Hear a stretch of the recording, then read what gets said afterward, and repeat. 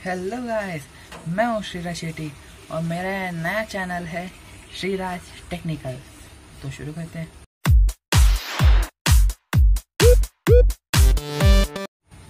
जैसे कि मैंने आपको बताया कि ये मेरा नया चैनल है, तो मैं इस चैनल पे आपको हर एक वो आईटी वाली बातें बताऊंगा जो मेरे पास जो नॉलेज है आईटी की, मैं सब आपको बताने वाला हूँ। जैसे कि मैं अभी 12th में पढ़ रहा हूँ, तो 12th में मेरे को अब तक तो जावास्क्रिप्ट के हर एक वो जावास्क्रिप्ट के जो भी बेसिक्स है सब मुझे पता है। तो मैं भी ट्राई करूँगा कि आपको शेयर कर सकूँ। तो जैसे कि अभी एजुकेशन पॉलिसी भी निकली है कि 6 और 7th वालों को भी आईटी की कोडिंग सिखाई जाएगी, तो मैंने सोचा कि इस पे ही कोई चैनल बनाया जाए, क्योंकि अभी जो भी बच्चे हैं उनको अब तक कुछ नॉलेज नहीं होगा इसके, तो उसकी बेसिक नॉलेज मैं आपको दे सकूँ यहाँ पर। तो इसके लिए मैं ट्राई करूँगा कि आपको अच्छे से अच्छा समझा सकूँ मैं आपको। तो जैसे कि मैंने आपको बताया कि अच्छे से अच्छे नॉलेज यहाँ पर आपको मैं दूंगा, आईटी के बेसिक्स नॉलेज मैं सब दूंगा आपको यहाँ पर, जो आपको सीखनी चाहिए। तो उससे पहले मैं आपको सारे के सारे बेसिक्स बता देता हूँ HTML के। पहले तो हम HTML करेंगे। ये आज का जो वीडियो है ये मैंने HTML के ऊपर बनाया। जैसे कि मैंने आपको कहा कि मैं यहाँ पर HTML और जावास्क्रिप्ट जैसे बेसिक्स लैंग्वेज सिखाने वाला हूँ यहाँ पर। तो मैं इस बेसिक्स लैंग्वेज के ऊपर बहुत सारी वीडियो बनाऊंगा पार्ट वाइज, और जब ये बेसिक्स कंप्लीट हो जाएंगे, आपको सब बेसिक्स समझ आ जाएंगे, उसके बाद मैं यहाँ पर HTML चैलेंजेस, जावास्क्रिप्ट चैलेंजेस शुरू करूँगा। तो वो सब आपको दिखने के लिए पहले तो आप जाके सब्सक्राइब कर लीजिएगा। जब सब्सक्राइब करेंगे उसके बाजू में एक बेल आइकन आएगा, तो उसे भी दबा दीजिएगा ताकि जो मैं वीडियो पोस्ट करूँ वो आपको पहले दिख सके। तो बात करते हैं आज की वीडियो पे। आज की ये वीडियो बनाई है मैंने HTML के ऊपर। जो HTML के बेसिक्स है वो मैं आपको सिखाऊंगा। तो इसे सीखने के लिए पहले जाते हैं अपने मोबाइल स्क्रीन पे। हे गाइस, देखो हम आ गए अपने मोबाइल स्क्रीन पे। तो मैं अभी ये मैं कोडिंग कर रहा हूँ अपने फ़ोन पे। मैं आपको इस ऐप का लिंक भी दे दूँगा डिस्क्रिप्शन पे, ताकि जो बच्चे फ़ोन पे कर रहे हैं तो उनको ये HTML प्रोग्राम फ़ोन पे करना आ सके, क्योंकि फ़ोन पे ऐसे कोई भी इनबिल्ड ऐप नहीं रहते जो प्रोग्राम के लिए काम आ सके। तो शुरू करते हैं। इसमें हम लोग को पहले तो नाम डालना रहेगा। मैं डालता हूँ index.html। ये हो, इसमें पहले टेम्पलेट कोड रहता है, तो इसको पहले तो हटा लीजिए। तो आप ये ध्यान दीजिएगा, जैसे आप स्टार्ट करते पहले तो ये जो टैग रहते हैं, ये जो टैग होते हैं ना, जैसे लेसर देन का साइन है ये, और लेसर देन का साइन होता है, लेसर देन और ग्रेटर देन, ये दो साइन रहते हैं टैग्स के। इसके अंदर हम टैग्स पुट करते हैं। जैसे पहले तो HTML कर रहे थे तो हम लोग को पहले डॉक टाइप HTML ये डालना ज़रूरी है। उसके बाद जो टैग रहता है वो है HTML टैग, और उसके साथ जो ये टैग आता है, ये टैग, तो ये टैग होता है क्लोज टैग, यानी कि रुकिए मैं आपको लिख कर ही बताता हूँ। और ये जो टैग होता है, ये जो टैग है, इसे जब आप शुरू करते हैं तो इसको क्लोज करना भी बहुत ज़रूरी होता है, नहीं तो वो कोडिंग जो है वो अप्लाई होगा नहीं। जो HTML है उसका जो, हाँ, बल्कि ये जो डॉक टाइप HTML है इसका कोई क्लोज टैग होता नहीं है। बाकी जैसे भी टैग है, जो भी बेसिक टैग्स हैं, उसके हर एक टैग के लिए क्लोज टैग होता है। तो जैसे ये HTML लिखा हुआ है मैंने, तो HTML क्लोज, यही क्लोज टैग होता है। स्लैश, जो स्लैश होता है वो इसका क्लोज होता है। तो उसके बाद HTML लिख के इसे क्लोज कर लीजिएगा। तो HTML क्लोज टैग होता है वो लास्ट में होता है, यहाँ पर हम लास्ट तक पुट कर देंगे इसे, ठीक है। तो इधर आएगा, फिर उसके बाद आता है हेड टैग, इसका भी क्लोज टैग होता है। ये देखिए आ गया ना, क्योंकि इसमें ना रेगुलर HTML जो हम लोगों ने दबाया है, क्योंकि HTML कोडिंग है तो ये उसको सर्वर को पता है कि अगर हम लोग जो ओपन कर रहे हैं तो उसको क्लोज भी करना है। तो जैसे हम लोग इसको ओपन करके ये देखिए मैं बताता हूँ। ये देखिए जैसे ही मैंने क्लोज़ किया, उसके बाद मैं जैसे ही क्लोज़ करने जा रहा हूँ तो ये हेड टैग आ रहा है, क्योंकि जो सर्वर है उसको भी पता है जैसे ही हम हेड टैग ओपन करके उसको ब्रैकेट से क्लोज़ करते हैं, उसके बाद इस टैग को भी क्लोज़ करना होता है। आई होप ये समझ गए होंगे आप। तो इसको यहाँ पर ही रखना रहता है। इसके अंदर रहता है टाइटल टैग। टाइटल टैग के अंदर लिखते हैं हम लोग जो टाइटल रहता है उसका, इसका भी क्लोज टैग होता है। देखिए आ गया उसका क्लोज टैग। तो हम लोग इसको देंगे उसका टाइटल देंगे माय वेब पेज। ठीक है, माय वेब पेज। तो ये बात हुई टाइटल टैग की। और ये टाइटल टैग आप ये याद रखिएगा कि जो टाइटल टैग होता है वो हेड टैग के अंदर ही आता है। जैसे हेड टैग ओपन किया हम लोग ने, इधर इधर हुआ क्लोज, उसके बीच में आया ये title tag. Okay, I hope ये भी समझ गए होंगे आप। तो उसके बाद आता है बॉडी टैग। बॉडी टैग का भी क्लोज टैग होता है और ये भी लास्ट तक जाता है। नहीं रुकिए, मैं ये साथ में ही आपको दिखाता हूँ। ये देखिए, इसको भी हम लोग को लास्ट तक डालना पड़ता है, क्योंकि जो बॉडी होती है, ये देखिए जो ये बॉडी है, ये जो वाइट कलर का जो सरफेस दिख रहा है आपको, उसके अंदर का जो पार्ट रहेगा वो उसे बॉडी कहेंगे हम लोग।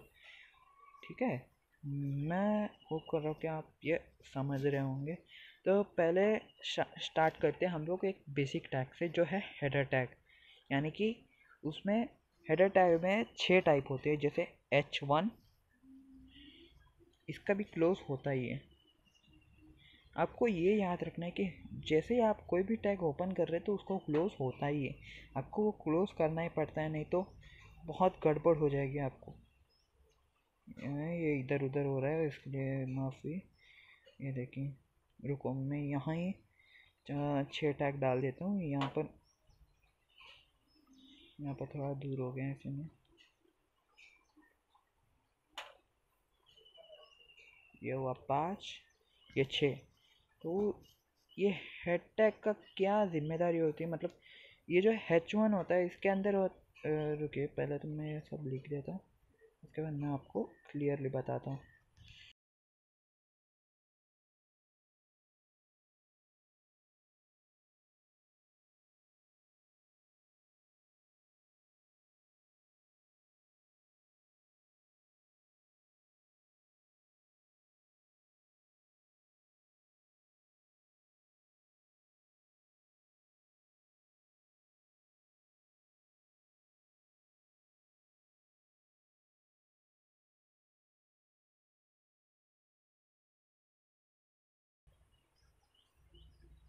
H6 इसे हटा देता हूँ। हो गए हमारे 6 हेडर टैग। तो हेडर टैग में क्या होता है, ये जैसे कि मैंने इसे इसमें लिख दिया, this is my web page, ये लिख दिया मैंने। तो ये कैसे दिखाएगा हमें, ये जैसे मैं रन करता हूँ, ये देखिए आ गया इधर, this is my web page. तो ये कैसे आया, बड़े में आया। तो H2 का क्या होता है, यानी कि जो H1 टैग है उससे थोड़ा छोटा लाएगा वो। मैं आपको दिखा देता हूँ, रुकिए।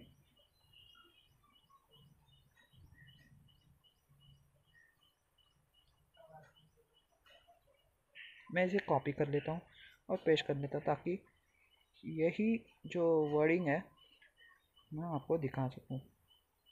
हो गया पेस्ट।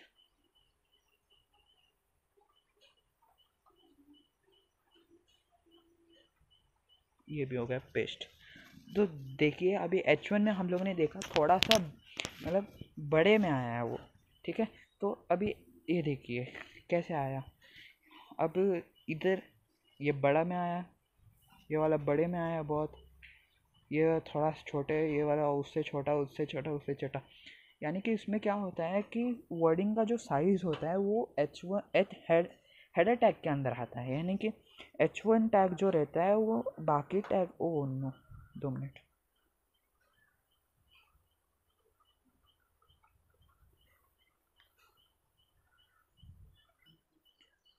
तो मैंने गलती से वो सब हेडर टैग मैंने गलती से चले गए, तो फिर से लिखता हूँ मैं, this is my web page.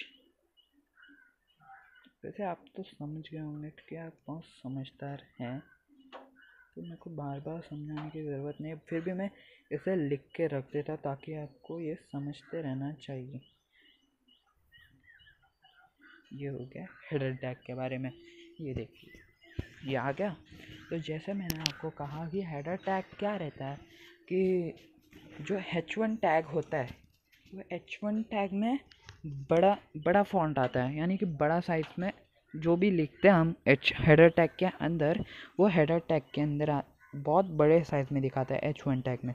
और H2 टैग का क्या काम होता है कि जो H1 टैग में जो हम लोगों ने लिखा था, जिस साइज़ में वो आया था उससे थोड़ा छोटा लाएगा वो, बस। उस H3 का क्या काम होता है, उससे छोटा, H4 में उससे छोटा, H5 में उससे छोटा, H6 में बहुत छोटा होता है। इसीलिए H1 टैग में जो भी रहता है उसे हम लोग लार्जेस्ट साइज़ बोलते हैं, और ये जो H6 रहता है उसमें स्मॉलेस्ट साइज़ रहता है। आप, आई होप ये भी आप समझ गए होंगे। उसके बाद आता है पी टैग। इसका मतलब है पैराग्राफ। जो भी आपको अगर पैराग्राफ लिखना है तो वो सब इस पी में आता है, पी टैग में आता है। H1 टैग यानी कि हेडिंग देना होता है, हेडर टैग। और पी टैग मतलब जो हेडिंग रहता है उसके नीचे का पैराग्राफ। तो मैं लिख देता हूँ, this is my web page, I hope you like it. ये मैंने लिख दिया। ये देखिए इसमें बिल्कुल भी बोल्ड लुक नहीं आया है। बोल्ड मतलब ये वाला जो ब्लैक में आया है, ये ऐसे लुक नहीं आया है, बल्कि सिंपल सा एक पैराग्राफ लुक आया है। तो इसे कहते हैं पी टैग। अगर आपको पी टैग को भी अगर बोल्ड लुक देना है तो उसके लिए भी एक टैग होता है, वो भी एक बेसिक टैग है, वो होता है बी टैग, यानी कि बोल्ड। बी टैग में क्या होता है, उसके लिए भी क्लोज टैग होता है। या अगर आपने क्लोज, रुकिए मैं आपको बताता हूँ कि अगर आप क्लोज टैग नहीं देंगे तो होता क्या है। देखिए जैसे मैंने बी टैग इधर दिया और इसका क्लोज नहीं लिखा, ठीक है, और नीचे मैंने फिर से एक पी टैग दे दिया और उसमें लिखा सब्सक्राइब माय चैनल, ठीक है। तो जैसे मैंने बी टैग दिया इस पी के लिए, बट मैंने क्लोज नहीं किया, तो ये गलती हो गई। तो नीचे का जो पी टैग है उसके लिए भी बोल्ड लुक आ जाएगा। ये देखिए आप, ये देखिए इसको भी बोल्ड लुक आ गया। अगर हम लोग ये बी टैग क्लोज करते हैं यहाँ पर, अगर हम लोग यहाँ पर बी टैग क्लोज करते हैं तो क्या होता, ये देखिए इसमें इसमें बोल्ड लुक आया नहीं, क्योंकि हम लोगों ने बी टैग क्लोज कर दिया और इसको बोल्ड लुक आ गया, क्योंकि इसमें हम लोगों ने बी टैग डाला था। तो मैं आपको सब टेक्स्ट डेकोरेशन जो भी होता है, यानी कि बोल्ड, अंडरलाइन, इटैलिक वर्ड, ये सब बता देता है उसके टैग्स। तो जैसे आपको इटैलिक टेक्स्ट डालना है तो उसके लिए होता है आई टैग। आई टैग में इटैलिक टैग होता है, यानी कि इटैलिक भाषा में आएगी, मतलब थोड़ा सा ये फॉन्ट लुक होता है। जैसे हम लोग बोलते हैं ना फॉन्ट होते हैं अलग अलग, तो वैसे एक टाइप है। तो मैं इसको क्लोज यहाँ पर कर देता हूँ, आई। जैसे मैंने आपको कहा था जो भी आप ओपन करोगे तो उसका क्लोज होता है। ये देखिए इसका आ गया आई टैग, यानी कि इटालियन फॉन्ट में। ये देखिए ये होता है इटालियन फॉन्ट जो थोड़ा सा स्लैंट हो जाता है। और उसके बाद आता है अंडरलाइन टैग, यानी कि यू टैग। अगर आपको किसी पे भी अंडरलाइन डालना हो तो क्या करना चाहिए, एक मिनट, पिछले बार भी ऐसी गलती की वजह से हेडर टैग गया था।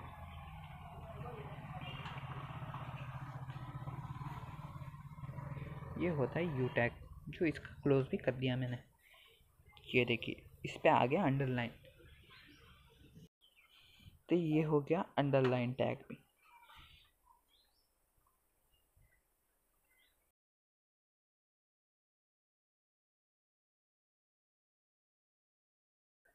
आई होप ये बेसिक्स आप सीख गए होंगे। तो आगे बढ़ते हैं हम लोग आगे के टैग्स पे। तो चलिए सीखते हैं आगे के टैग्स। आगे टैग में आपको सिखाऊंगा एक फॉर्म टैग, जो फॉर्म बनाने के लिए काम आता है। तो ये है फॉर्म टैग। ये आप समझ चुके, तो मैं इसको हटा देता हूँ ज़रा, क्योंकि इसके साथ आप कंफ्यूज भी हो सकते हो। तो मैंने उसको हटा दिया। तो ये हुआ फॉर्म टैग। इसके लिए भी क्लोज टैग होता है, ठीक है। अब फॉर्म टैग के जो भी अंदर हम लिखेंगे तो ये जो वाइट बैकग्राउंड के बीच में है, बीच में यानी कि साइड में जो आ जाएगा वो, जैसे पिछला बार this is my web page आ गया था तो उसी तरह, बट इसमें फॉर्म टैग में भी अलग अलग टैग होते हैं। जैसे इसमें होता है पहला तो इनपुट टैग। इनपुट टैग के अंदर हम लोग को एक टाइप डालना होता है और उसके अंदर वैल्यू, क्योंकि अगर हम लोग टाइप नहीं डालेंगे तो वो समझ नहीं पाएगा।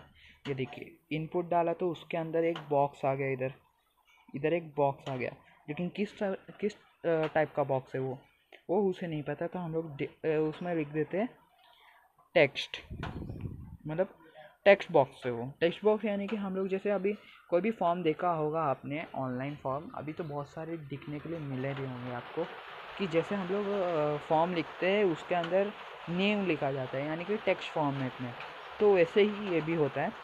तो टेक्स्ट फॉर्मेट उसका फिर उधर हम लोग एक प्लेस होल्डर दे देंगे। प्लेस होल्डर यानी कि उसके अंदर एक ब्लर सा ऑब्जेक्ट, यानी ब्लर सा ऑब्जेक्ट दे देंगे उसको।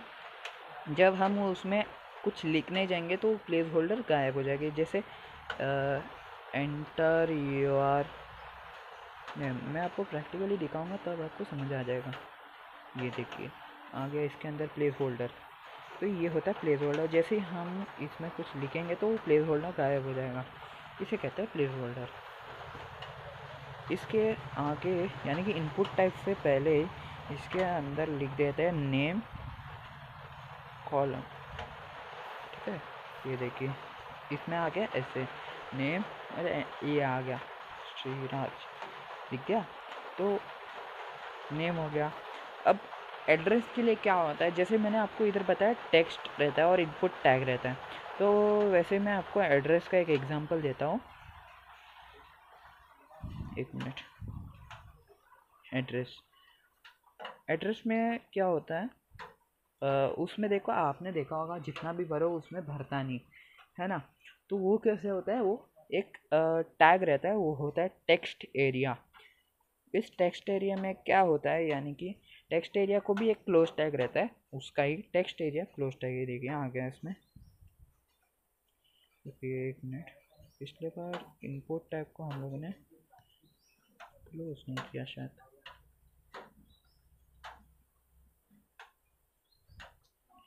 ये इनपुट टैग का कोई क्लोज टैग होता नहीं, उसकी हम लोग को ज़रूरत नहीं पड़ती है, क्योंकि इनपुट टैग एक स्मार्ट टैग है जो ऑटोमेटिक क्लोज हो जाता है। तो ये जो टेक्स्ट एरिया है इसके अंदर हम लोग को लिखने होंगे कॉलम कॉल्स। कॉलम को हम लोग कॉल्स बोलेंगे। जो मैं लिखता हूँ अभी तीन लिख देता हूँ। उसके बाद हम लोग को रहता है रोज,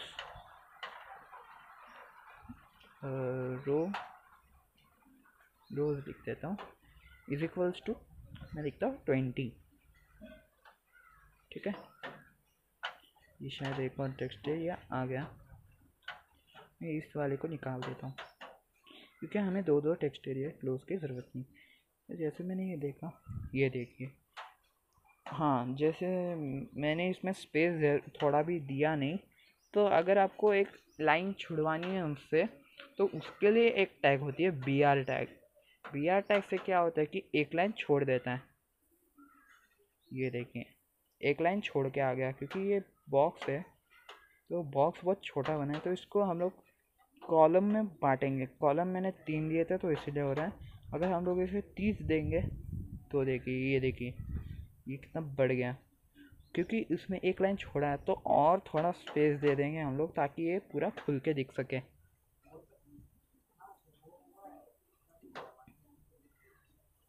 ये देखें इसमें आ गया ना बराबर। अब अभी इसको भी अगर हम लोग को प्लेस होल्डर देना है, टेक्स्ट एरिया में भी प्लेस होल्डर का एट्रीब्यूट होता है। एट्रीब्यूट यानी कि क्या, जो टैग के अंदर हम जो लिखते हैं, जैसे प्लेस होल्डर हो गया, प्लेस होल्डर भी एक एट्रीब्यूट होता है। Placeholder is equals to enter your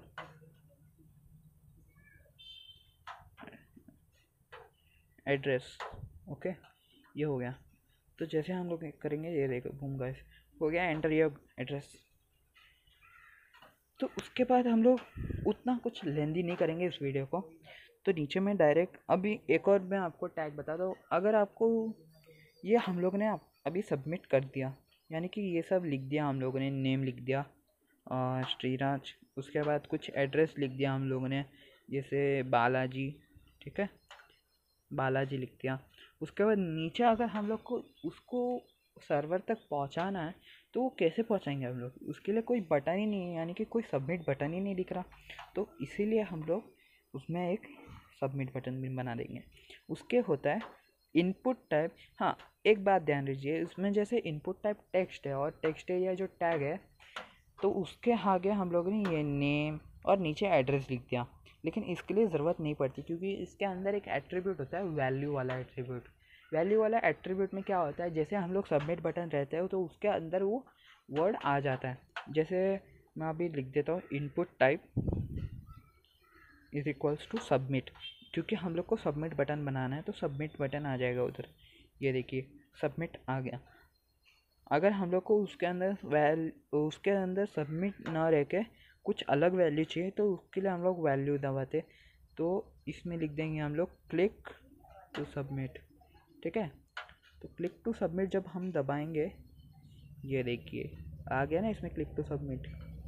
तो अगर हम लोग को इसको भी थोड़ा सा स्पेस देना है तो इसके लिए भी बी आर टैग ही होता है। ये आ गया बी आर टैग, ये देखिए ये आ गया इधर, ठीक है। तो आपको आई होप ये फॉर्म टैग आपको अच्छे से समझ आ गया होगा। तो ये जो बेसिक टैग्स है ये मैंने इस वीडियो में सिखाया। अगले वीडियो में मैं आपको थोड़ा सा एडवांस टाइप थोड़ा सिखाऊंगा। ये थे सारे के सारे बेसिक टैग्स। अगर कोई टैग बच गया होगा तो मैं आपको वो अगले वीडियो में दे दूंगा पार्ट 2 में, क्योंकि पार्ट 2 में मैं थोड़ा एडवांस लेके आऊँगा, advance HTML, advance web designing, यानी कि जो HTML रहता है उसको डिज़ाइन कैसे करते हैं। मैं CSS के बारे में भी आपको बताऊंगा उसमें, बट CSS प्रैक्टिकल में देखूंगा, ट्राई करूंगा CSS अगर प्रैक्टिकल कर सकूँ तो ये वीडियो ख़त्म होती है। तो उससे पहले आप लोग पहले तो लाइक कर दीजिएगा, अगर आपको वीडियो थोड़ी सी भी यूज़फुल लग रही होती तो सब्सक्राइब तो कर ही दीजिएगा, इतनी मेहनत से तो आपके लिए वीडियो बना रहा हूँ। तो सब्सक्राइब कर दीजिएगा, लाइक कर दीजिएगा, और अगर किसी फ्रेंड्स को आपको अगर शेयर करना है तो शेयर भी कर दीजिएगा, क्योंकि आपकी दोस्त की भी मदद हो जाएगी, उसको भी थोड़ा बेसिक समझ आ जाएंगे, ठीक है। चलेगा, चलो बाय।